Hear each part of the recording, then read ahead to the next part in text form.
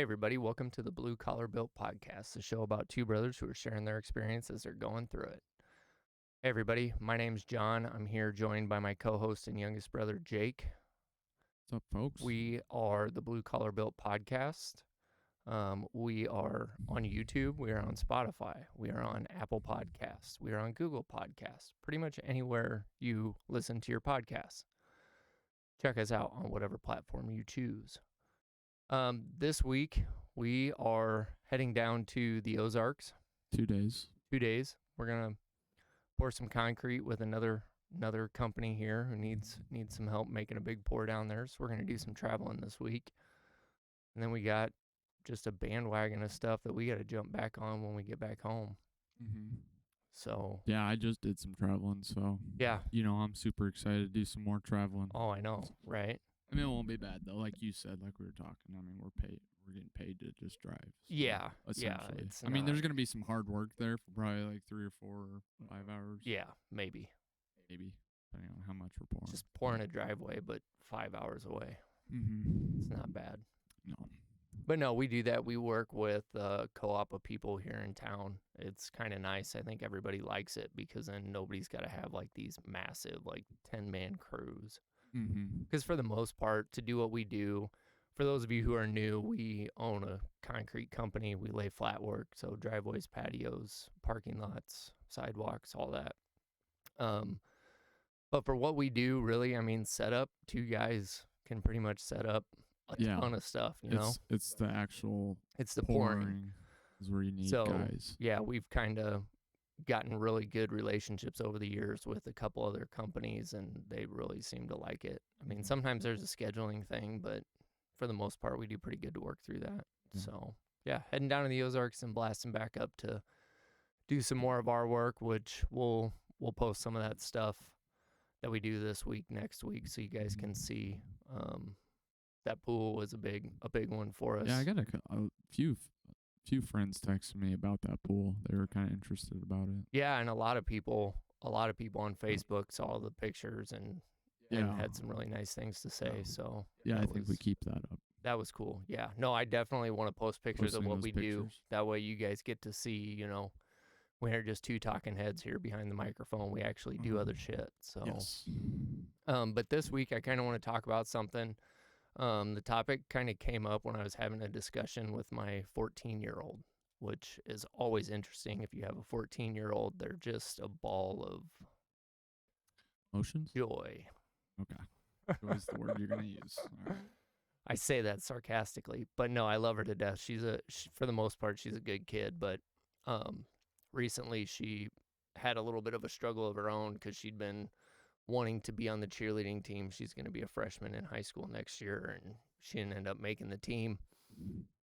And so we do week on, week off with her dad. I'm actually her stepdad, but when I picked her up, I had a conversation with her, and it was, we talked about how she's doing as far as not making the team. And anyways, as a proud parent, I got to see the fire in her eyes when she told me that she was going to do anything and everything she can do to prepare for next year, which was awesome because it wasn't just words. I could see it on her face, and that was pretty cool. But then I asked her after that, I said, well, since you're not doing cheerleading next year as a freshman, are there any sports that, you kind of want to try? Because she runs track right now in junior high. And she said, no, not really. And I said, well, what about track? And she looked at me and she goes, well, I'm not really super interested in track in high school because I heard it was a lot harder than junior high track. And I was like, kind of odd because not even 30 seconds before that, I could see the passion in her face to make the cheerleading team, which in my eyes going through this experience, she could go out for track and just be, middle of the road and still probably enjoy herself. Yet she doesn't want to because it's going to be too hard. However, cheerleading, there's maybe not even 25% less that get to qualify for cheerleading, which means it's super hard to get on the cheerleading team. Yeah. I was about ready to say there's probably people who are running track that are good at track, girls, and they're looking at the cheerleading squad like, I don't want to do that. That looks too fucking hard. Exactly. Right. And so like I was kind of like dumbfounded because I'm like, man, there was just that passion that you had. And then, then I started going in with her as far as, well, why do you have to listen to somebody else that tells you that this is hard and all of a sudden now you're just out of it? And so I had to do the parental thing and kind of dive into what she was actually getting at. I heard what she was saying, but usually with kids, they don't exactly express what they actually mean. They cut to the point. Yeah.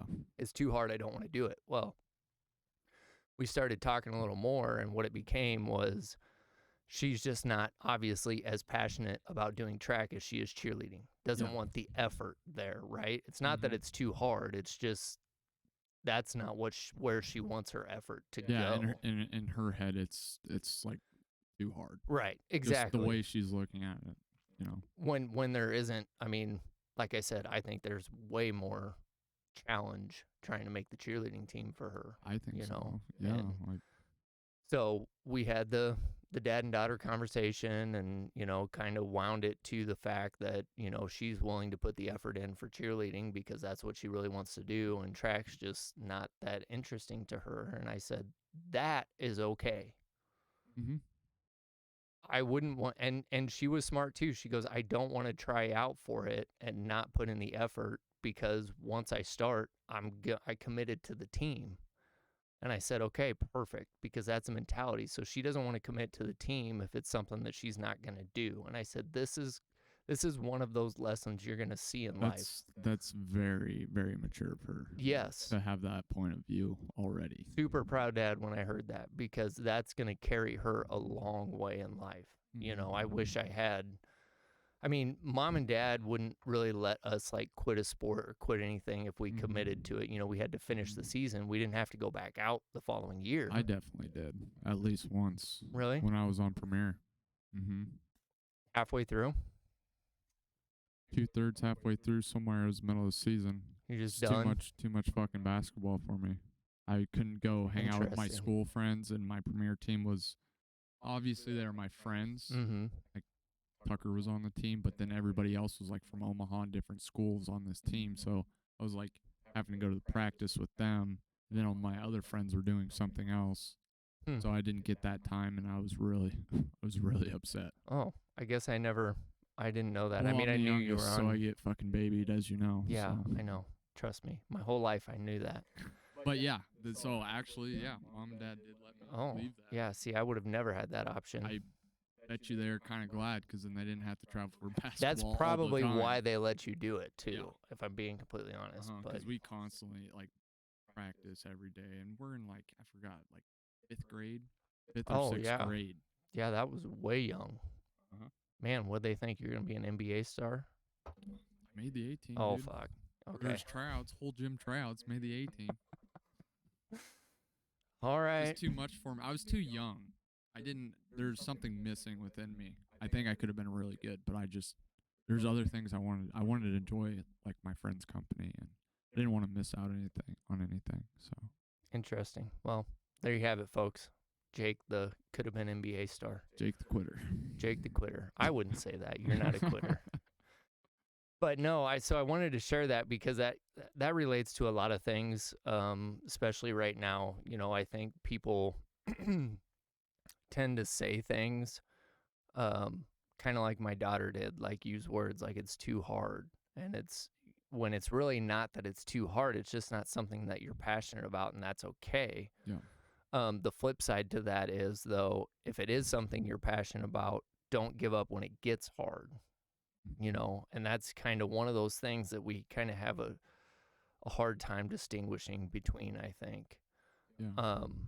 In our work, I'm very passionate about concrete. I wouldn't own a concrete company if I wasn't passionate about doing that. I'm actually passionate about helping people. If you go back and listen to any of the previous podcasts, you can obviously hear that in some of the discussions that we have. Mm-hmm.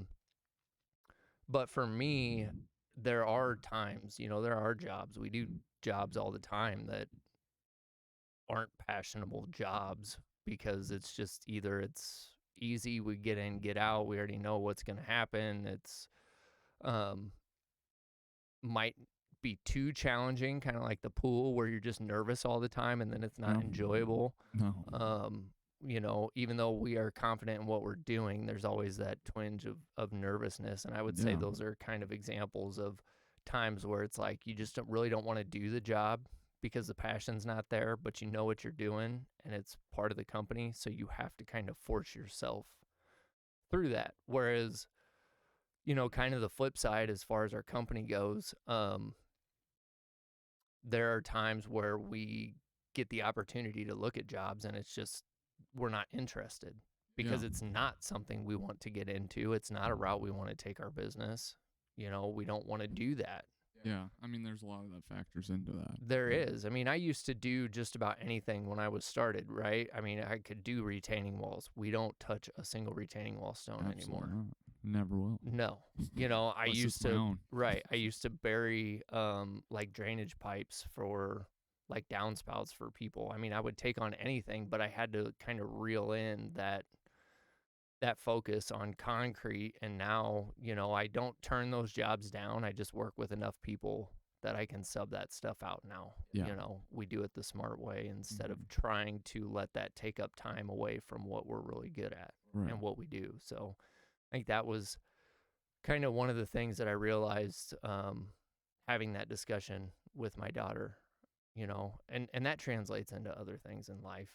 Yeah. I mean, what are some of the things that you don't necessarily like to do, but you require yourself to do it because at the back end it achieves something you want? Shit. Well, I mean, just working out, but I hate using that example because it's overused. It is, but it's a good example though. Yeah. I would say your health is super Yeah. important. Yeah, I mean, I'm constantly working on my health, and I would much rather just order pizza every night and drink pop. Well, probably not pop, but Yeah. just not have to worry or stress about what's going into my body would be nice. But I mean, that's something that I feel the need to do Mhm. for longevity of life. Yeah. Especially at a young age, you get into good habits, and you can carry those for the rest of your life, hopefully. Yeah. And then, Well, the more you do it, obviously, we've had that discussion. The more you do it, it just becomes routine. Once it's routine, it's pretty easy to maintain. It's just that getting going stage. So, working out, health, is there anything? well, I mean, there's things around the house that nobody ever wants to do, like cleaning. Yeah, Like you have to do that shit. Or right. I was just thinking about this, the allergy thing. Like, do you clean the shit out of your house for like dust and stuff since Okay. you realized? I'm not even going to own this. I do not. Okay. I fair have enough. the best wife in the world who does. Okay. So Well, I yeah. can't claim that. that's but- something that I have to do just to keep my peace of mind. I guess I don't know if it really betters me in the long run, but it's something I don't enjoy doing, but I have to do. Right. So You know? just kind of lifestyle stuff, like just Yeah. living in general. I mean, I guess that falls under the umbrella of just having your shit together. Yeah. Like, Which is hard in general, right? I mean, to take it back to my 14-year-old, she's 14. She has no idea what the rest of her life is going to be like. And so she's trying to piece together what she finds enjoyment in and what she's interested in doing as far as school goes. But yeah, I guess that's a good point. I mean, having your shit together is definitely something that requires you to do things that you don't necessarily on a want, daily basis. want to do. Yeah. What- Sometimes you miss, but yeah. Right. So on the flip side, what are things that you have realized over the years that you might have thought you had passion for at one time, but you don't want to put that effort into anymore because you know it's not going to be materialize into anything for you? Well, I guess we can talk about the streaming. I thought I was going to really enjoy that, and it turned out I didn't. But on the flip side, I do still enjoy playing video games. Yeah. I would characterize that as, I mean, is that close? yeah, because you kind of started into something that you didn't want to do. Well, I really enjoyed doing something, and I started, and I'm like, oh, wait, like, this is not what I thought it was going to be. And it's going to be a small % chance going to materialize into something. So then I just kind of stopped. Right. Fair enough. I mean, I think that's probably pretty close to par. What there. about like your degree? Oh, yeah. I mean, that's a good. Because that could be relatable to a lot of people who listen to Yeah, this but in the age range. and for me, it's because of money situations. I would if I got paid like $80,000 to work at the zoo, I would still be working at the zoo. So I don't know if that falls into that category or not. I Yeah, I think in a different way it does. Like Because that's I enjoyed working at the zoo for okay, sure, right. but the money pushed me away from. So would you say that's something you could still have a passion for? Like, Yes, because I still have a passion for animals for okay, sure. that's good. I think we But yeah, the degree thing, I don't know.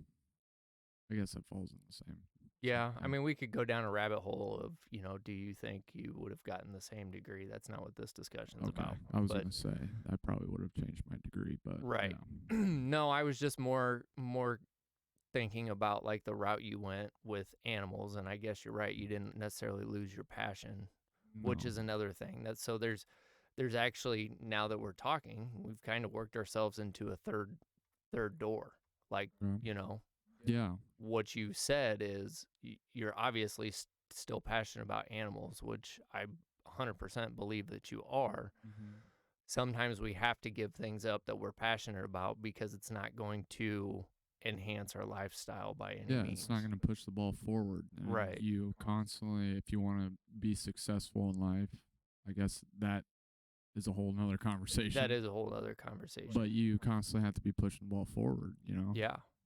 Yeah, and So so I think it's really important that you kind of determine, like my daughter is doing right now, like what those things are for you. What are the things that are important that you want to give your all? What are the things that are important but you just can't kind of give your all at that time to that because it's more of a hobby, which arguably is the stage that I'm at right now, I would say. yeah, There are things that I would like to pursue, but between the business and my family, it's like any time spent outside of that to me is just, it's not enjoyable because it's not something that I can put my all in. So okay. I think that's something. Or the last one, when you're kind of picking through your life with these things, is what are the things that I just need to let go because I don't put the effort in and I'm not interested anymore. And I think that's an Yeah, I okay mean, thing you to say. change throughout your life for sure. Yeah. Like your hobbies, Oh, absolutely. right? So I'll probably lose some of the stuff that I used to like video games. Mm-hmm. Dude, I might be playing video games when I'm 40. I might not. It could change. Yeah. Just depends what, life brings you, what you get more interested in. I personally think that you'll be playing video games when you're 40, but Probably. we'll see. Depends. Probably. I don't think you will if you meet If somebody. it's still Fortnite, I'm not. Fuck Right. that shit. They need new games out, man. God damn. There you go. Anybody who's creating a new battle royale version of something, Do better. get it out. Yeah, get it out and do better. Right. No, and I think, and that's a valid point. I think so, some of the things that have changed in my life that I have become more passionate about are because I married my wife. That's Your a life different thing. changes. If I meet a girl and she's got different hobbies than me, then I get involved. I mean, it could just change dramatically, right? Yeah. Well, and that's Because something. right now it's just the stuff I'm interested in. Something I've always been passionate about is I'm somebody who can sit down and watch a good TV show or a good movie. Yeah, we share that. Absolutely, we do. And my wife kind of enhanced that for me, even though I still don't really take the time. Again, back to I don't really have the time for all that. But she has a very similar taste in shows and a little bit different. So that's kind of what kind of drags me into watching and trying new things as far as new shows and stuff that I probably would have never watched. So yeah, I mean, your interests that's more of a hobby than something that's going to make you better. Yeah.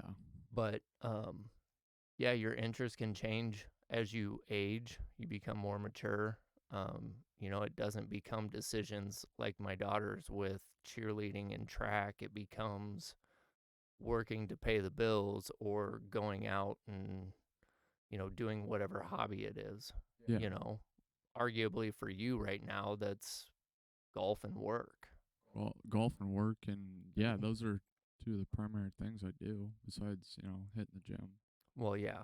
But But yeah, as you grow up and you kind of evaluate these things, I do want to say that there's nothing wrong with letting some of that stuff go. it's tough though because it hits your ego. It does. Because some people might like quitting, but most people feel like an anxiety from letting yourself. It's almost like letting yourself down. Yeah.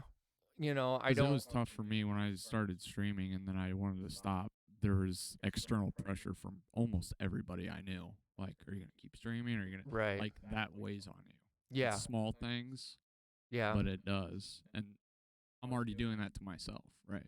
Of course, because that's Because nobody wants to quit shit. No one wants to be that guy. no, but I think part of what we tend to do is we give up the stuff we shouldn't be giving up. You know what I mean? Oh yeah, Like video games at the end of the day is not going to kill you because you're pursuing something better for yourself. no, yeah, no. What I think tends to happen is people still want to hold on to the hobbies, especially as you're kind of transitioning into adult life in your early 20s. You still want to go out and you still want to party, but you still expect the raise at work. You still expect to be able to have this and have that. Well, if you're not putting in the effort at your job, or you're not putting in the effort for your health, let's say like us, we have a very physical job. We have to keep up on our health in order to be able to do what we do Yeah, in the way that we do it. There's no time for me to go out and get drunk on the weekends if I want to continue to make it and be successful and go. There might be a time later in the future that I might decide. when you don't have kids. Right.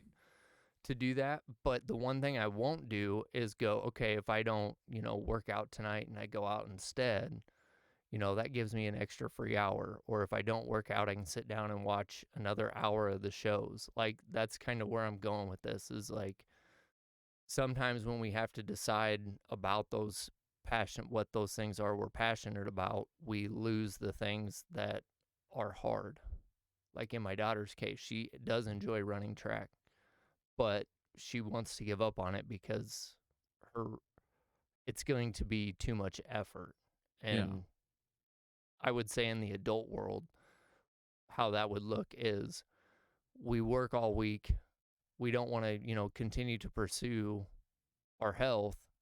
So we might not go to the gym, or we might skip on the meal over the weekend, and when we start dropping those things, and that's when it starts to spiral into bad things. Yeah. So I would say, when you're thinking about these things, really look and be honest with yourself as far as what am I doing? What am I giving up? What should I be giving up for me? What shouldn't? Yeah. And you're just to go back a couple turns here. You don't have time to drink on the weekends because you have like me and you, our lives are different because you have a whole family, right? Right. So I think if I was in your position, then yeah, I wouldn't have time to do I wouldn't come home and play video games for 2 Right. hours. You fucking kidding me? I don't have time for that shit. Yeah. But now I'm worrying about myself. Yeah, and that's a very valid point. I mean, So everybody's lives in certain scenarios, like if you're 27, like I am, and I'm still single. Well, when you were 27, you were married. Exactly. And had a kid. Like Yep. So our time frames for our lives are gonna be a little flip flopped. Where if I start a family later and your family's all out of the house, and you're like, oh, let's go, Brenda, let's go to the bars. Right. I'm gonna be at home with my 10-year-old fucking running to flag football practice. Like, yeah. You see, Absolutely. There's a lot of different scenarios. No, and I wasn't trying to make the point that everybody needs to like stop and do these things. I guess you're right. That is an example of my life. Yeah. Like what I really would like to say is sit down and figure out what that is for your life, because I don't know your life. Right. Yeah. If you do have time for those things, great, but a lot of times we fill our lives with a bunch of nonsense and we think we have to do them. I mean, I can say that from experience. I've done a lot of things that I thought I needed in life until I tried to do it without. Yeah. And it doesn't matter, what that is. We all have those things. So I mean, I tell Sean asked me, our cousin asked me at least 3 times a year if I want to be in this basketball league, and I know Right. it's on Sundays. I'm like, it's kind of like a unique situation. Mm-hmm. I'm not going to be there for the team because I'm probably going to be hungover on a Sunday morning, and I know I'm not going to be, I'm not going to fully commit to that. Right. So I have the same scenario still going on in my life. Yeah, and that's a hobby, and I'm just like, don't have time for it, not going to commit to it. that's a good thing to touch on really quick, I think, is it's easy for us to make those decisions for ourselves, but what Mhm. about when we commit to other people? Because then it's hard. Oh, I yeah. mean, especially from an employer standpoint, when I have employees that commit to me for a job, and are doing what they should be doing, I have to look out for their best interests, which means working on the weekends Yeah. to get hours if, it Yeah. rained earlier that week, that kind of stuff, figuring out what to do in the winter times to make sure that they're, still getting income even though we're not working. Right. So I think that's something to touch on too, if you have that commitment to somebody else, which you should. I think it helps keep you honest in life. Yeah. You don't have to commit to the world, but having those commitments also kind of helps you stay on point. So, well, that's all I got for this week. Yeah, I don't got anything. All right. Again, check us out on all of your streaming platforms. We are also on YouTube with video if you want to check us out. We've had a huge jump this week in listeners, which I just want to say thank you for all of that. And don't forget, reach out to us on Facebook or Instagram. We love hearing from everybody, and we'll catch you next week.